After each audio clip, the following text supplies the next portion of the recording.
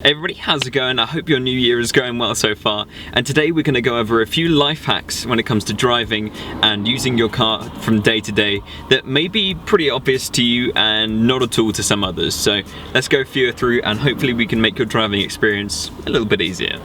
One of the first life hacks I want to go through, and it's some that may not work on all cars, but definitely works on newer Volkswagen Group cars, so any VAG Group cars, Audis, I think Porsches, Skodas, and Seats, is if you want to open all the windows of your car from the outside, you can do one of two things. One of the first things you can do, and this works on most of them, and maybe some other cars like Fords and the such too. If you put your key in the lock and twist to open and hold it at the open position, eventually your windows will all start to roll down. So this is really good before you get in the car in the summer. And on the opposite end of the spectrum, when you get out the car and you forgot to close your windows, you can put your key in the lock and then shut it to the lock position, hold it there, and it will shut all the windows, which is super useful and something that I had a load of fun with that I had no clue. I just found that really cool. Also, this can work another way as well. If you have a slightly newer key fob and a slightly newer model car, some of them work where if you hold down the lock button, what will happen is the same effect will happen, so all the windows will shut. And if you hold down the unlock button on your key fob, all the windows will open. Let me know if this works on your car, so go and try it now and see if this works. So just hold the unlock button on your key fob and see if it opens the windows. It doesn't on my 2006 Seat Ibiza. It does work when you do it on the actual lock though, so that's interesting. If you say, before you get in your car, use the lock method to open all your windows, you can then open the driver's side door and kind of open and close it a few times, and this will push the hot air out the car. It does work better, however, if you open one window on the other side and leave the door you're going to be moving shut. Might make you feel and look a bit silly in the process, just opening and shutting your door quickly, but it actually does work and it cools the car down pretty damn quick. The opposite side of cooling your car down, if you want to heat your car up faster in the winter or in cold weather, what you're going to want to do is put your car on full heat and then put the recirculation button on, that little sort of arrow that looks like it's going in a circle. This stops your car taking air from the outside, cold air from the outside, and having to heat that up.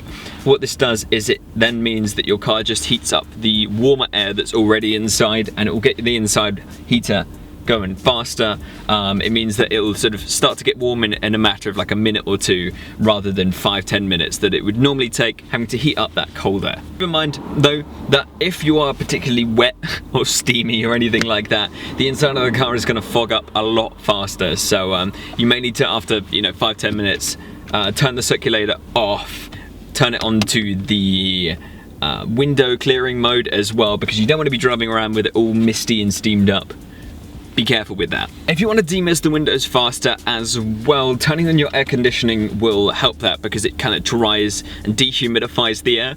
So that's why people get like dry faces and stuff with air conditioning. It dries the windows out as well.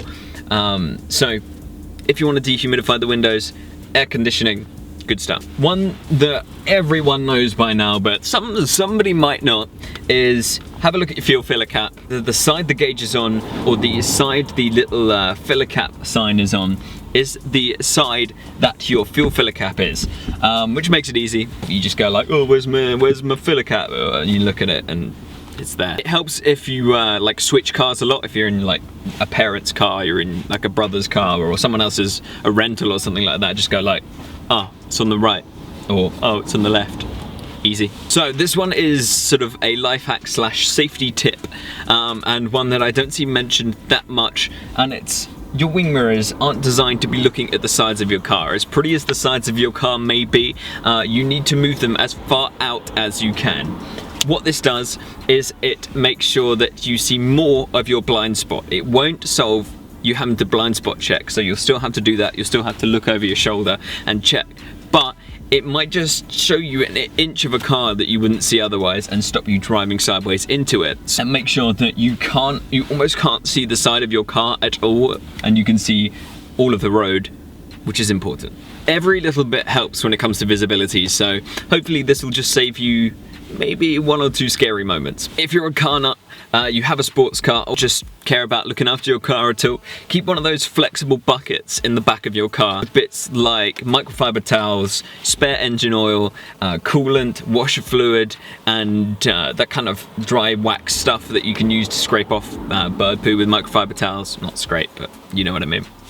These flexible buckets kind of squish up so you can put it in the corner. They don't take up any room, and they're really useful even if you want to wash your car as well, because you just tip out the stuff and use it as an actual bucket. So it's always a good idea, especially if you've got a performance car that you know drinks oil or something like that. It's not going to take up much room, it really isn't. Another one that everyone knows as well, and it's to do with the keys. Hold your key fob under your chin if you're far away from the car and need a little bit more signal for it. It just uses you as an aerial. If you don't like the idea of that and think it's going to give you like brain problems, then don't do it, obviously. But it's a radio signal, it's not going to frazzle your brain. Again, you become the key if you put it under your chin. So, just gives you that extra few feet you might need. Also a tip not to buy a metal gear knob, because those get really hot in the summer. That's a life hack, don't buy a metal gear knob. Now, I've got a life hack for all my BMW friends. This little magic stalk here, what this does is it tells everyone else around you whether you're going to be going left or right. You know, you just have to do this. That's a joke, by the way. I do love my BMW drivers. I love a good BMW. I'm tempted with an M car, and that means I'll just take that stalk off. Thank you for watching. I'm going to be doing like a fair few vlogs and more sort of lifestyle videos over the coming weeks and months. I'm going up to Autosport next week on the Saturday as well, hoping to see some decent YouTubers up there. Let me know if you're going up to Autosport, and let me know down in the comments what videos you would like to see from me in the future. These channels have been insane recently, even over the sort of quieter period of January. The style of videos I'm going to be making will definitely be evolving over the next few weeks, so let me know, give me your ideas as to what you would like to see. Again, thank you so much for the support. Drive safe, and I'll see you in the next video.